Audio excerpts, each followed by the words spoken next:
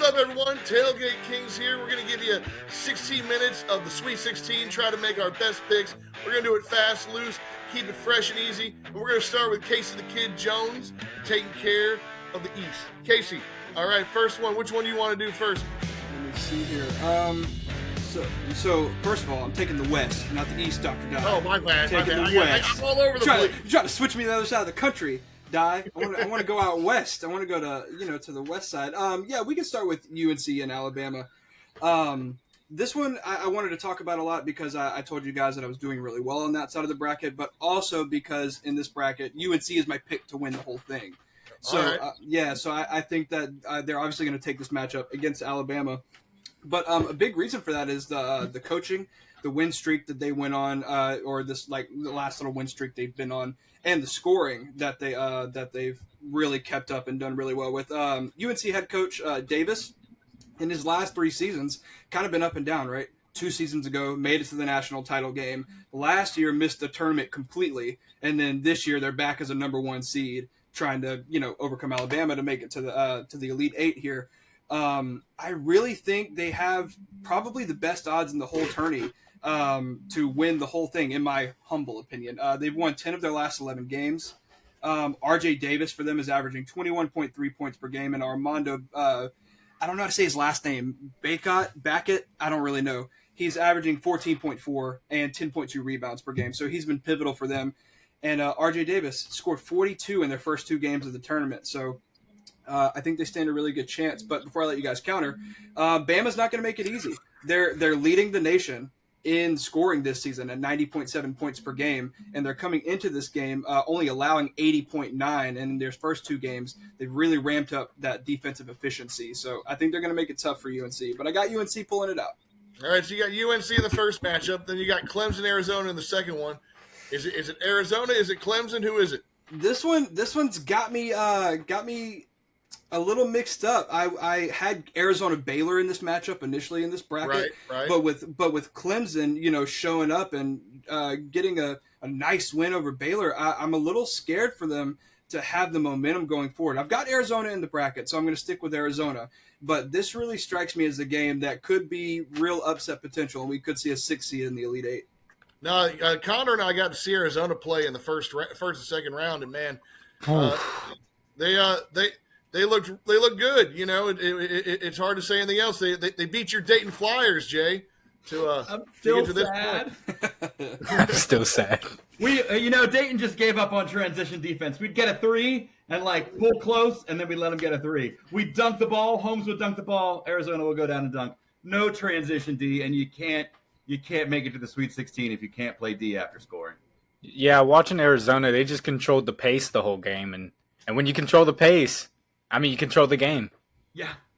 And Arizona's one of these teams that's been there before, so that could be an interesting 1-2 matchup if we see those 2 teams in the Elite 8. Jay, let's go to the South now. You got Houston and Duke in one side, and then you got NC State and Marquette in the other. Which one do you want to do first? Well, I guess Houston and Duke, because I think that's the headliner. I think that's the game that's toughest to call of any of the 8 games going on this weekend, or starting off, Thursday and Friday. Houston, they say defense wins championships. They're number 1 in defensive efficiency. They're number 1 in defensive scoring. It's hard to argue with Houston. But then Duke, it's like they lost Coach K and never missed a step or something. They have 5 players averaging over 10 points a game. They have 3 players averaging over 5 boards a game. In the end, this really comes down to Flipowski versus Juwan Roberts to a certain extent. And I think the difference is that Juwan Roberts has help. He's not as good of a player, but he's the only big guy there in Houston in the middle, and he has help. He has Cryer, he has Sheed, he has a whole team to help him out defensively. I have Houston winning, but if I were betting, I would take Duke in the points. Man, who would have thought you'd ever say Houston over Duke, Right. But I agree with that, man. Houston was crazy whenever they took down Alabama. I thought it was – they took down Texas A&M. I thought the game was over. I thought A&M had finally riled back. And then Houston said, no, we're not going to let them. We're going to finish the game, and we're going to go to the Sweet 16. And that's a little mind-blowing. Yeah, they're older and more experienced, too. And as we're seeing, John Calipari was the king of the one-and-done era. We're in the NIL era now, and it's older players, who are going to be making it, not the one-and-dones. It's a totally different environment. I was surprised how many like seniors I think are on Gonzaga and whatnot. Okay, Jay, what about your other matchup? Marquette, NC State. NC State, 11 seed, but I don't think you can sleep too much on them. NC State, good team, consistently year in year out. Who do you got in this matchup? They're a rave NC State. They got the DJs, right? What is it? DJ Burns Jr. and DJ Holmes or DJ Horn, right? Like all their good players are named DJ. It's pretty impressive. Look, I like the Wolfpack. They're fun. They're a good story. They had to go to overtime to beat Oakland. I don't know what more you need to know about them. Like, it's great they held on and won an OT, but I don't think it's going to last. You look at Marquette, and you can't say Marquette without talking about Dwayne Wade. But the difference is, when Wade did it 20 years ago, he was the only guy. This team plays like a team. They got Cam Jones. They got Tyler Kolke, who's back, not injured. Two great guards. But look out for Iguodaro. I don't know if you guys have been following this kid. He's 6'11". He looks like a mini Wemby, right? He's averaging 3 blocks a game. But like Wembanyama, the thing about Iguodaro that's amazing, when I see his reel, it's not the blocks that he makes that impresses me. It's all the times he goes for a block and gets posterized and is not embarrassed. He puts in that effort. Other guys will step away and not want to they'll be afraid of being embarrassed. He goes after it the whole time. Love his style. I think he's the difference here. And Marquette, which is a more complete team, wins walking away. All right. I would like to jump in here and actually pick the contrary. I'm gonna pick NC State to take the win. Yeah, wow. They're on a 7-game win streak right now, and I think that size down low from DJ Burns. I don't know, man. You talked about how NC State struggled to walk past Oakland, but that win that Marquette got over Colorado was an even smaller deficit. So, and I get Colorado was a few seeds ahead of Oakland, but I don't know, man. I'm a huge believer in momentum. And even as a lower seed, they've got 7 wins. DJ Burns, like you said, he's all over the internet, bro. The internet loves him right now. Oh, he's amazing. And they're a feel-good team right now. Yeah. So I think I really like NC State to take this one. I'm going to take them, yeah. I disagree, but I like your courage. Yeah, hey. I like your courage. That's crazy. Oh, man. Matt, what did you have, Matt? Let's get to you. What were your picks? Oh, I've got the Midwest because my Tennessee boys are there. But I'll start with Purdue Gonzaga because we got to watch a lot of the Zags last weekend in Salt Lake City.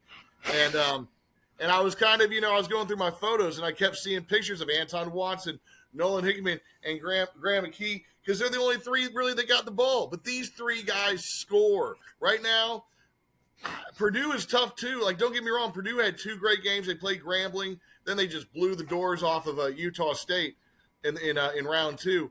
But this is going to be, I think, a game of which team comes in the hottest because they're very similar. They both shoot a lot of 3-pointers, and they both are horrible at defending the 3-point shot. So in this first game, Purdue-Gonzaga, it's almost a coin flip. I'm going to take Purdue just because I don't know if Gonzaga can take that momentum. That's the problem with the NCAA tournament is that break, I think. The 4 or 5 days off that you get. Yeah, it lets you rest and whatnot. But I think like a lot of these teams, like Gonzaga came out hot. I don't know if they can continue that heat. Purdue's been hot all season. The Zags have been up and down. Now, don't get me wrong. Gonzaga comes out. I think you'll know in the first 5 minutes of this game who's actually going to win. But if you had to put me to pick one right now on a game that I think is going to be really close, I go Purdue. I go the Boilermakers in this first game. Oh man, I don't know about that one, Matt. I like Gonzaga. I like Graham. Graham controlled the paint like an animal. He pushed people physically out the paint. And watching him push another 6'10" man out the paint was absurd. I mean, no one could do anything against him. If they control the paint and then Purdue can't hit their threes, we're going to have a real interesting game here. We're going to have something that we didn't see coming. It's going to be a left side boom hook, and we're not going to know what's going on. I would love to take Gonzaga. I think I'm rolling with Koof here. I think I got to take Zaga as well. They've had tougher matchups up to this point, and Purdue sure has blown away their competition. But when you have a 16 seed and then the 8 seed in Utah State, and you compare it against McNeese, who was legitimately, CBS Sports said, the number 1 team that nobody in this whole tournament wanted to face, and then you also couple that with Kansas. What's that? They had no tape on us. Yeah, right. What? Right. Well, and We had then all the tape. And then Gonzaga turns around and destroys the 4th seed Kansas. I don't know, man. Yeah. I really love the upset here. I think I got to roll with Couve on this one. Hey, look, I hear both of you guys, like I said, but keep in mind, Kansas was hurt going into this tournament. Nobody thought Kansas was going to get out of it. Hey, Gonzaga's got to stay hot. If they can stay hot, I just don't know if they can stay hot. It's the momentum. I agree. Let me even the score for you here, Matt, because I watched Gonzaga a lot because of McNeese, and then following up on that bracket, and they look good. But remember, they lost to St. Mary's not just in their conference title game, but earlier in the season. And I think the loss in the conference title game put a fire under them, and I think that got them to the Sweet 16. But there's still a team that lost to St. Mary's twice. I think that road ends for them here. Yeah, no, Wow. they've had a really good season. And look, if they come out and they're shooting lights out again like they shot against McNeese in the first 5 minutes, then who knows? But they played that first half against Kansas tight. Kansas even, I think, won the first half. Second half, Kansas didn't have the bench players. They weren't deep enough. And nobody thought Kansas was going to make a run in this tournament anyways. But we'll see. No. Like I said, I think this could be one of the better matchups of the weekend here, Purdue and Gonzaga. On the other side of the bracket, you got Tennessee and Creighton, and this I don't know what to do with this one. Creighton, we're talking about Gonzaga and the 3-point shot. Creighton shoots more threes, I think, than almost anybody in the entire league. You know, they put them up nearly 50% of their shots are 3-pointers. So it's going to be can Tennessee in that defense. Can they continue to play the way they play? They put the defense on Texas in round 2. Kept a poor shooting night by the Vols to not be the thing that kept them from winning. That's been the biggest Achilles heel for Rick Barnes led Tennessee teams is when they go cold shooting, it's over. But at the same time, Rick Barnes has yet to take this team to the Elite Eight. This is as far as Tennessee's made it, but this might be the best Tennessee team that Rick Barnes has had. Dalton Connect is the real deal.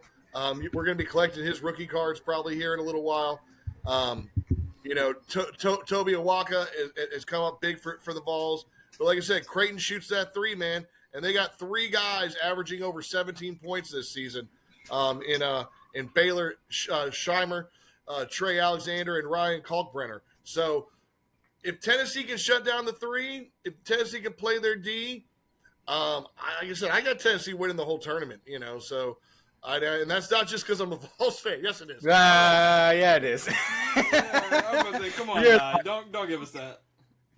But no, they are a 2 seed. This is probably, like I said, the best Tennessee team that they've had in my entire life. So, and we've seen, like I said, up and down. I think Purdue and Gonzaga, whoever comes out of this, is going to come out winded and tired and beaten up.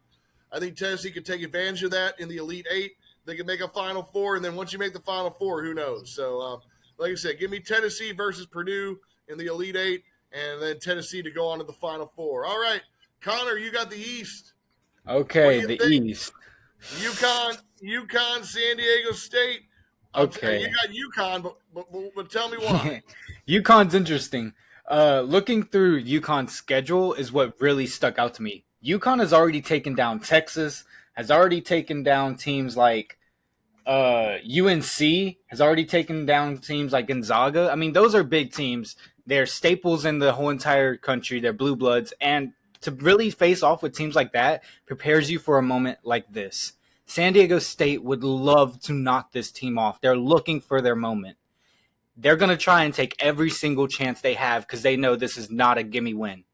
San Diego State will put up a fight, but they won't last 40 minutes. There's no way. They'll last 20 minutes in the second half. We will see UConn come out swinging, and that'll be it. Story be said. I think UConn takes this one the full way. No, I'm with you. And if you look at who San Diego State's played so far, they played UAB and then they played Yale. So they've gotten a 12 seed and then a 13 seed, I think. So, UConn has the second highest point differential right behind McNeese State. Yeah. UConn, and also UConn won it all last year. We haven't had anybody run it back since Florida and those Joakim Noah days, but this could be a UConn team that could do it. I think so. All right, what about the other side of your bracket? Illinois and Iowa State. This game right here, man. This one. I This don't has know. been one of the hardest games for me to pick. So, what you got, Coop? Dude, this one, I've looked at it and I've chose both teams multiple times.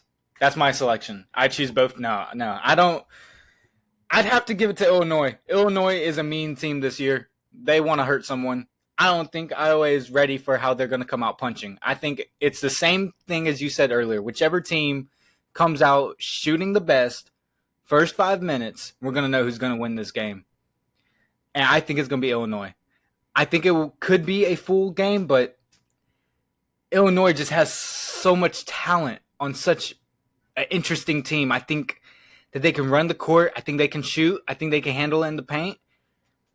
I think Iowa is going to have a lot to handle whenever that's all going to come down to it. And I could be wrong. Please tell me I'm wrong. Jay, you're up a little closer to at least Illinois, man. What you got anything on this? I feel like I'm rooting for Illinois, but I got to give this one to the Cyclones. Look, Terrence Shannon's an amazing player. He's great. He's on fire, over 20 points a game, which is rare in college ball. But if you shut him down, what else is Illinois going to do? They have other good players, but like he's the show. And then you look at Iowa's defense. They have one guy averaging 2 steals a game. They have another guy, Lipsy, averaging 3 steals a game. Then they have 4 other players who are averaging a steal a game, right? Like their defense, they just play press all day if they want to. Yeah. They held Houston to 53 points. And the second game, they held Houston to 41 points. They held Grambling to 37 points. They're kind of good at defense. Oh, shoot. So, Can I change my pick? I don't think they're going to win it all. But if defense wins championships, I think they can make the Elite Eight. No, wow. Iowa State's been they're another interesting 2 seed. I feel like in some ways the 2 seeds in a lot of these brackets are better than the 1 seeds. I feel like Marquette's the only team I don't know enough about. But if you look at the other 2 seeds and whatnot, like I said, Tennessee, Iowa State, both of those teams are hard to pick against. And it's going to be real scary. tough if you get that 1-2 with UConn and Iowa State. That's going to be a really interesting matchup as well. All right, any last words, gentlemen? Hey, I just want to throw out a little stat for you, Di. This is just for you. So in your Creighton and Tennessee game, I could throw out a lot of stats, but for them specifically, listen. For the Tennessee and Creighton game, both of these teams have made the tournament a combined 51 times, and have between them have made the Final Four 0. There we go. Stat to throw out at Oh, you. wow. Like I said, Tennessee only made the Elite Eight once, and That's it wasn't crazy. during That's the Rick crazy. Barnes tenure. I think it was during the Bruce Pearl tenure. So It kind of blew my mind. 51 times combined and never to the final. Y'all got to do it Gonzaga or Purdue. Oh, God. Yeah, that's tough. That's tough. we always run into an Ohio State or something. So Yeah. this, And you guys didn't shoot well from the 3 last game, right? It was not great. It's like 3 for 25. That's what I'm saying. We survived our one bad shooting game. We survived it. So hopefully that's the one. Hopefully that's the one, and we're good the rest of the tournament, and that's it. Balls to the moon. He's trying so hard to keep it together. He's like, All right, there y'all go, man. I think that might have been the Sweet 16 and under 16 minutes for all I know. Right about 16 minutes or so. Hopefully you enjoyed it. Make sure to check us out on Instagram at the Tailgate Kings 101. Check out Coop Sports Media on Instagram as well. Check out TK Rips and the Tailgate Kings on YouTube. And find us on Facebook, find us on Spotify, find us anywhere else Casey and Connor can put us. And we'll be back with Final Four in 4 minutes maybe or something next week. All right. we're not doing that. We out.